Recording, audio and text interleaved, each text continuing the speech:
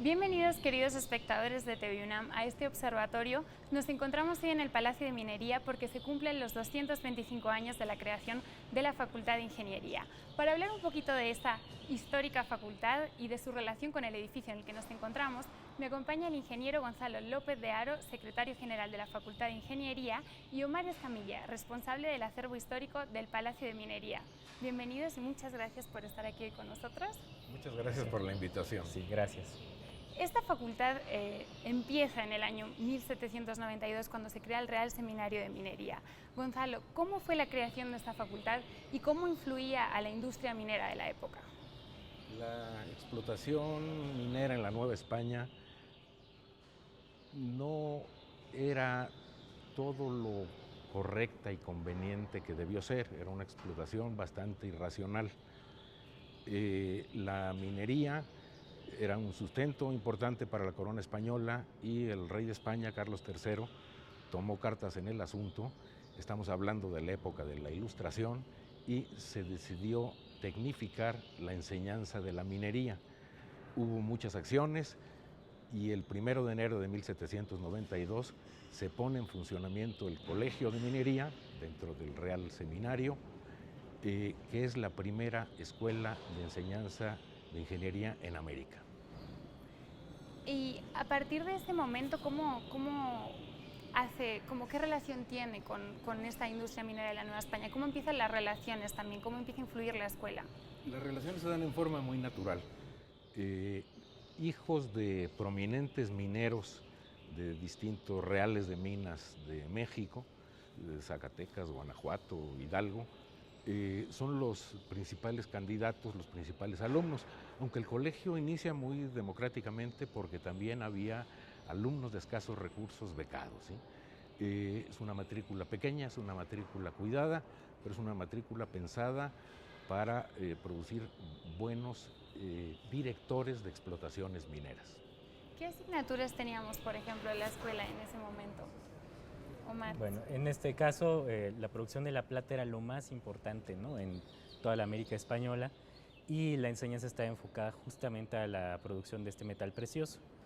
Eran 4 cátedras principales, una la de matemáticas, la primera en que se enseñó cálculo infinitesimal en América, una de física experimental con más de 300 aparatos de un gabinete que servían para las prácticas de los alumnos, la cátedra de química y metalurgia, que tenía un laboratorio muy importante, el primero de su tipo de América, para la enseñanza de la química, y la cátedra principal, que era la de mineralogía, que estaba dividida en 3 partes, ¿no?, la de explotación, la de mineralogía y lo de geología, que estuvo a cargo de un científico muy importante que fue Andrés Manuel del Río. Él estuvo al frente de este curso durante más de medio siglo y también va a ser descubridor de un elemento químico que hoy conocemos como vanadio cuando estalla en México en 1801. Creo que precisamente su nombre está en la fachada del edificio, ¿puede ser? En uno de los arcos. Así es, son 3 los nombres que están. Está el nombre de Joaquín Velázquez de León, el fundador del Tribunal de Minería, del que dependía el colegio, el novohispano. El segundo es Andrés Manuel del Río, este gran profesor que fue el centro intelectual del colegio durante sus primeros 50 años, y Fausto de Lúyar, el primer director del Seminario de Minería. Esto me lleva a preguntarte, ¿este edificio se hizo a propósito para la escuela? Así es muy importante. Generalmente las academias de minas, como lo fue este colegio, se fundaron en el último tercio del siglo XVIII y casi todas ellas se fundaron en casas que tenían otro uso, ¿no? Lo mismo ocurrió en un inicio con el colegio, que estuvo en otra sede en 1792, pero a partir de 1797 y hasta 1813 se construye este edificio que hoy conocemos como el Palacio de Minería, y es el primer edificio construido para una escuela de ingeniería, ¿no?, en todo el continente. Precisamente, Gonzalo, en 1811 se traslada a la escuela aquí. ¿Qué cambia en ese momento? Bueno, el cambio es radical, el proyecto de Tolsá es un proyecto, como comentaba Omar, concebido como una escuela desde el respirador de Tolsá, ¿sí? Esto no fue auspicio, no fue tribunal de la Inquisición, no fue hospital, como sucedió con otras de las grandes escuelas universitarias. Desde sus orígenes, esto nace y está pensado como escuela. Cambia pues radicalmente, hay otras facilidades aquí, hay otros espacios, se va fortaleciendo la planta académica, que ya de por sí era fuerte, con Andrés Manuel del Río, con don Fausto de Lúyar, que también antes de llegar a dirigir la escuela había descubierto en Alemania otro elemento químico, el wolframio. Entonces empezó muy bien, ¿sí? Hay un desarrollo con todos estos descubrimientos también. Sí. Hay, durante estos años, claro, en 1811, cuando ya llegan, se está empezando a gestar lo que es la Guerra de Independencia en México. ¿Cómo afecta esto a la escuela también? A ver, sí la afecta, y la afecta en todos sentidos. Había clases teóricas en el Palacio de Minería y había estancias prácticas en las minas. En Guanajuato, en la mina de la Valenciana, que estaba a cargo de Mariano Jiménez. Mariano Jiménez era profesor también de la escuela, era metalurgista, era artillero, y desde el inicio de la independencia se adhiere a Hidalgo, ¿sí? Hace la lucha de independencia al principio junto con Hidalgo, es apresado con él, es fusilado, le cortan la cabeza, y fue una de las 4 cabezas que estuvo expuestas para escarnio de la gente durante 10 años en las esquinas de la Alhóndiga de Granaditas en Guanajuato. Entonces, la muerte de un gran profesor y la muerte de varios alumnos, estos nombres que están aquí alrededor del patio principal del Palacio de Minería, también nos dicen mucho de eso. Omar sabe de esto. Sí. Omar, ¿qué más me cuentas entonces de esto? Es que es importante, ¿no? Por un lado, el colegio forma parte del gobierno virreinal, ¿no? Entonces, estos alumnos van por cuenta propia, por convicción, a pelear por la independencia. Mientras tanto, el colegio no le está yendo nada bien, ¿no? Por un lado, están apoyando la fundición de unos cañones que hizo Manuel Tolsá también, y por otro lado, no tienen dinero. Los alumnos escasean porque vienen justamente muchos del centro del país, donde las acciones de guerra están muy fuertes. Algunas minas, como la Valenciana, ¿no? Que era de la más rica que había en América, tal vez en el mundo, pues tenían que detener sus operaciones. Entonces, por un lado, ¿no? Tenemos estos estudiantes, ¿no? Luchando por la independencia del país, y por otro lado vemos al colegio que está luchando por mantenerse abierto y que nunca va a cerrar de cualquier modo. Eran unos estudiantes que luchaban mucho, y si no he leído mal, en los años 60 sí se manifestaron, en el siglo XIX, 1860 más o menos, para tener una enseñanza laica, y de hecho este edificio tiene una maravillosa capilla, se construyó pensando en eso. ¿Cómo fue ese proceso y cómo se incorporó la educación laica? Bueno, son varios procesos, ¿no? Primero el proceso de independencia en 1821, obviamente la escuela como parte o como una institución de la corona, ¿no? Pues tenía su capilla, ¿no? Por ahí el director en realidad era masón porque había estado en Viena, ¿no? Pero pues la institución era de la corona y tenía que estar con su capilla, y los alumnos tenían un rector que era un cura, ¿no? Que les daba su educación espiritual, ¿no? Y los guiaba. El siglo XIX en México pues es muy convulso, ¿no? Está el presidente Santana que va y viene, ¿no? La intervención norteamericana, la llegada de los franceses, etcétera. Todo eso afecta muchísimo al colegio, ¿no? Sin embargo, hay proyectos muy importantes como el de la Escuela Práctica de Minas de Fresnillo, que inicia en 1853 y que permite por primera vez a los alumnos tener sus prácticas, ¿no? Como lo había sido desde el inicio, pero ya con la guía de los profesores, ¿no? Entonces, después de la intervención francesa, triunfa la República con Benito Juárez, ¿no? En la presidencia, y en ese momento es cuando se hace la educación laica, ¿no? Ya es parte, ¿no? De la conciencia nacional, ¿no? Y quien queda al frente del Estado está buscando esta laicidad, ¿no? Precisamente hacia finales ya del siglo XIX se empezaron a crear ciertas instituciones, y también creo que este palacio alojó el Ministerio de Fomento hacia finales de siglo. ¿Cómo evolucionó durante el siglo XIX la enseñanza de la ingeniería y qué instituciones se crearon también? A ver, tuvo muchos cambios. Como comentaba Omar, fue un siglo muy agitado. En la época de la intervención norteamericana, este local fue destinado a caballerizas de las tropas americanas invasoras. En la época de Maximiliano, la orientación fue a una enseñanza de tipo francés, a semejanza de la École Polytechnique de París. Todo eso trae cambios en lo académico y hay muchas suspensiones, hay muchos cambios de orientación en lo político y todo eso repercute en la escuela. La escuela de minería ha estado desde sus orígenes y hasta la fecha muy vinculada a la historia del país, no es ajena a la historia del país. Entonces, esos cambios de orientación, pues evidentemente afectaron mucho. El que ministerios como el de Fomento estuviera aquí era casi por una comodidad. Los profesores eran funcionarios, había el espacio en un momento dado y pues era una relación natural, ¿sí? De esta parte que tiene que ver con el edificio, Omar sabe mucho más que yo, no sé si quisieras complementar, ¿no? Sí, en ese sentido, bueno, el Ministerio de Fomento surge todavía en la época de Santana, pero su época más productiva es durante el gobierno de Porfirio Díaz. Cuando triunfa Juárez en 1867, el Colegio de Minería se transforma en escuela de ingenieros y empieza a ofrecer otras carreras, ¿no? Por ejemplo, de topógrafo, ingeniero geógrafo y ingeniero civil sobre todo, ¿no? Que va a ser muy importante durante mucho tiempo. Y estos cambios, ¿no? Y estas nuevas disciplinas de la ingeniería que ya venían desde algunos años antes, empiezan a tener su salida a partir del Ministerio de Fomento. Ellos en un principio manejan obras públicas, explotación minera, explotación agrícola y demás, y por tanto es natural que tanto profesores como alumnos, ¿no? fueran a trabajar, nada se atravesaban una puerta y estaban ya en Fomento, ¿no?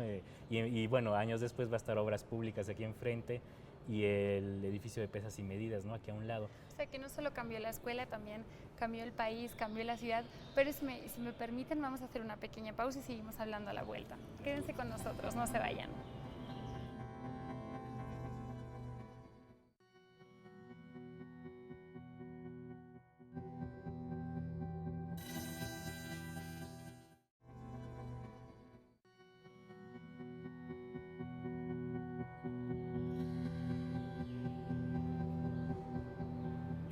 Estamos de regreso aquí en Observatorio, en el Palacio de Minería, para platicar de los 225 años de la Facultad de Ingeniería.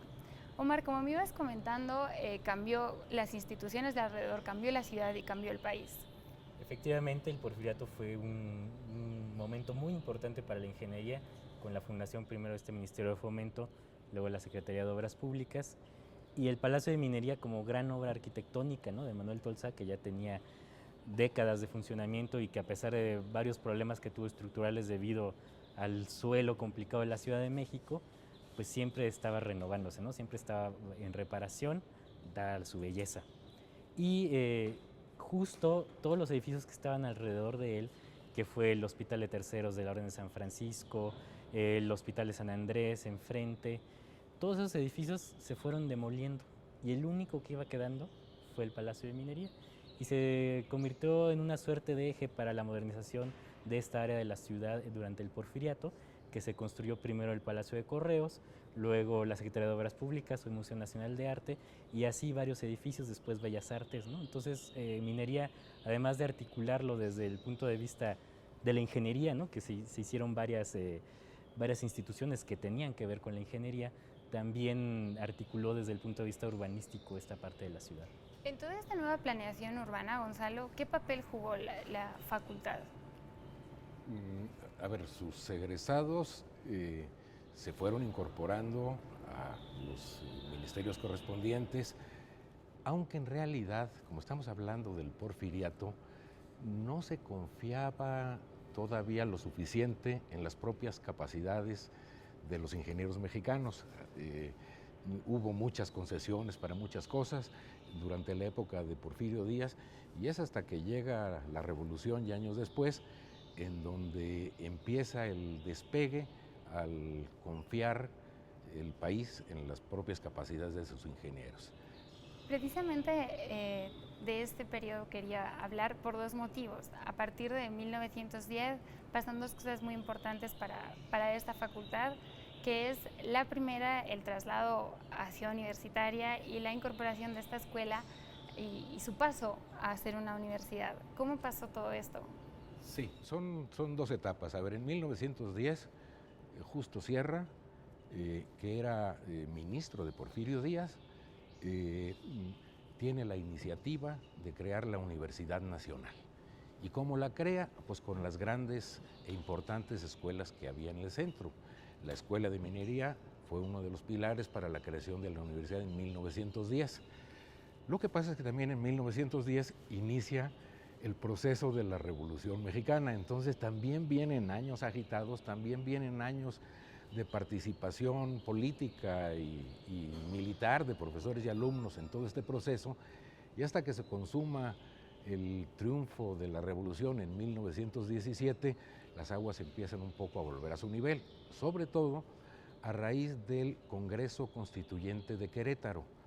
Al fin de la Revolución se convoca este Congreso Constituyente y los ingenieros tienen participación muy importante en la redacción de nuestra Constitución, de nuestra Carta Magna, y no en artículos cualquiera, ¿sí?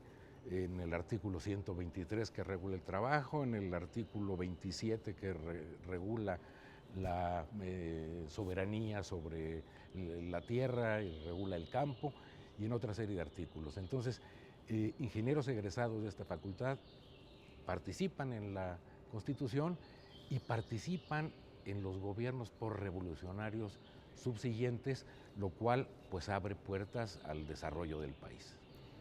Comentaba Omar Gonzalo ahora mismo que se crea esta universidad con las escuelas del centro. Una es la escuela de ingenieros. ¿Cuáles serán las demás? ¿Con qué otras bases se forman? También está la Escuela de Bellas Artes, ¿no? Que después va a ser Facultad de Arquitectura y ahora la Facultad de Diseño. Está la Economía, está Derecho, está... son varias, ¿no? Sí, en aquella época se crea una cosa que se llama la Escuela de Altos Estudios, pero bueno, filosofía, derecho, artes, ingeniería son pilares para la creación de la Universidad Nacional, ¿sí? De la dimensión nacional de la universidad.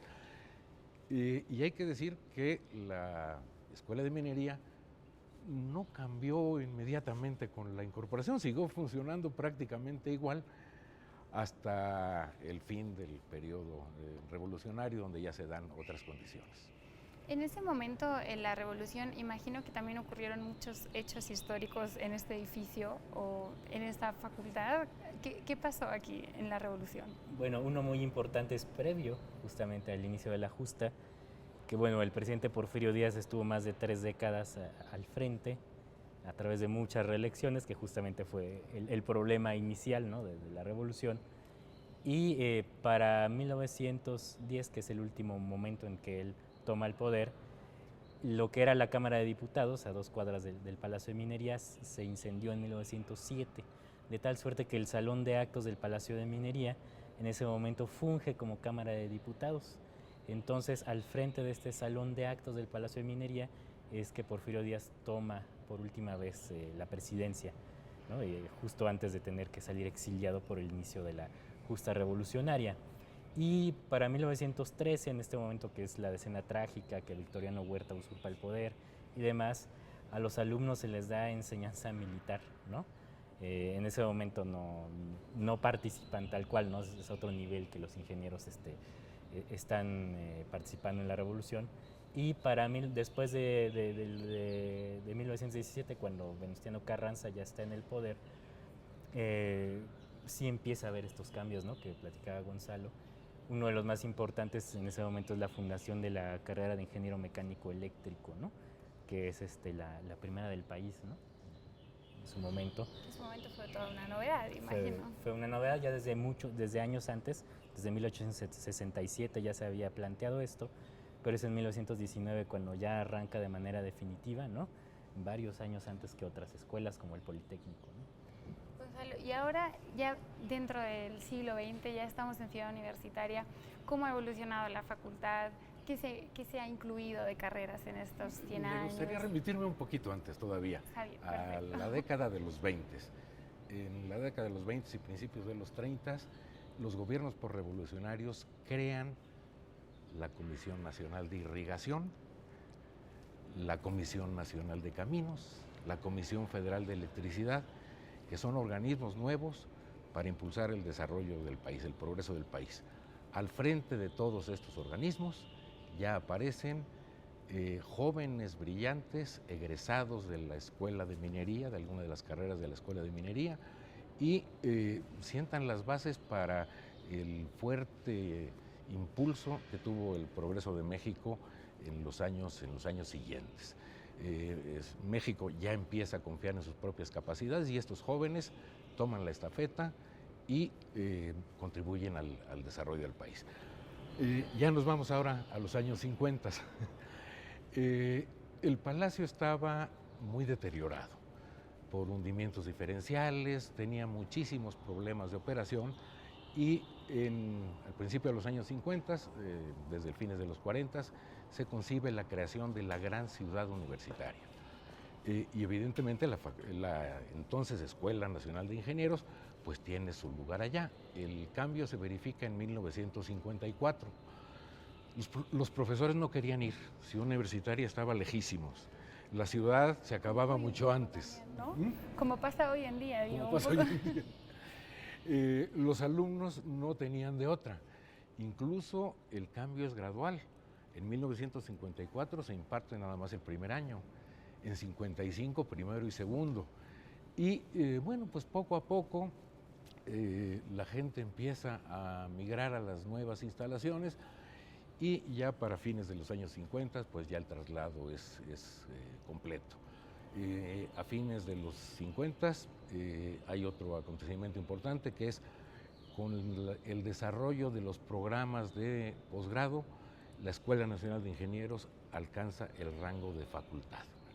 Esto ocurre en 1959 y bueno, ya estamos avanzando el siglo XX. Sí. Hay una parte que me interesa resaltar, Omar, que es la parte de todos los personajes importantes. Al principio del programa me hablabas de 3, que son los que están ahí, pero también he podido leer que hasta Humboldt dio clase aquí. O sea, realmente han pasado muchos personajes, no solo mexicanos, sino mundiales, muy importantes por esta facultad y por este palacio. ¿Quiénes han sido? Sí, bueno, Alexander von Humboldt estuvo en la Ciudad de México durante un año y sí tuvo muchísimo contacto con Andrés del Río y Fausto de Lúyar, toda vez que los tres habían estudiado en el mismo lugar, en la Academia de Minas de Freiberg, en Alemania.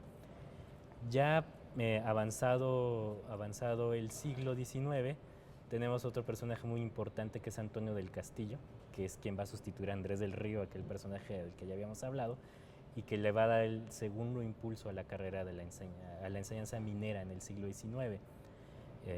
En el caso de la mecánica, tenemos a un personaje muy importante que se llamó Daniel Palacios, un ingeniero poblano que después de estar en Estados Unidos fue el que fundó el primer laboratorio de maquinaria y de hidráulica que se va a desembocar ya en la fundación definitiva de las carreras de mecánico eléctrico. Y tenemos también otros como Antonio M. Anza, que es un ingeniero civil de las primeras generaciones de esa carrera y que va a hacer unos primeros estudios sobre cimentaciones y va a ser pionero en la experimentación en los materiales de construcción. De hecho, le va a dar su carácter de ciencia aplicada a la ingeniería civil en México, ¿no? Por mencionar algunos del siglo XIX. Estos personajes que además, bueno, han tenido, por supuesto, un impacto en la escuela y en la facultad, por supuesto en el país como la ha tenido la Facultad de Ingeniería, pero como nos tenemos que ir, tengo una pregunta para usted, Gonzalo, a ver si me la puede contestar. ¿Qué significa la Facultad de Ingeniería para el Palacio de Minería y el Palacio de Minería para la Facultad de Ingeniería? Para la Facultad de Ingeniería, el Palacio de Minería es todo un emblema. Es, por ejemplo, el logotipo de nuestra sociedad de exalumnos, una sociedad de egresados muy fuerte y muy generosa. Gracias a ello se pudo restaurar en los años 70 este palacio y recuperó su funcionalidad, su magnificencia. Nuestros grandes profesores, muchos de ellos estudiaron aquí. y han transmitido a los alumnos ese rasgo de identidad, esa seña de identidad que pues nos une, ¿sí? El origen estuvo en el Real Seminario de Minería, aunque ahí en realidad operó poco tiempo. Pero podemos decir que a Sí. día de hoy lo siguen usando plenamente, que el Palacio de Minería también es mucho más que la FIL, hay que decir. Y bueno, yo aquí nos tenemos que ir ya y me encantaría que me siguieran contando muchas más cosas, pero les doy las gracias por haber estado con nosotros hoy. Sí. Como Muchas igualmente se gracias. los doy a ustedes por haber estado y acompañarnos una vez más. Mi nombre es Sandrine Ortega y espero que hasta la próxima vez que nos veamos sigan mirando TV UNAM.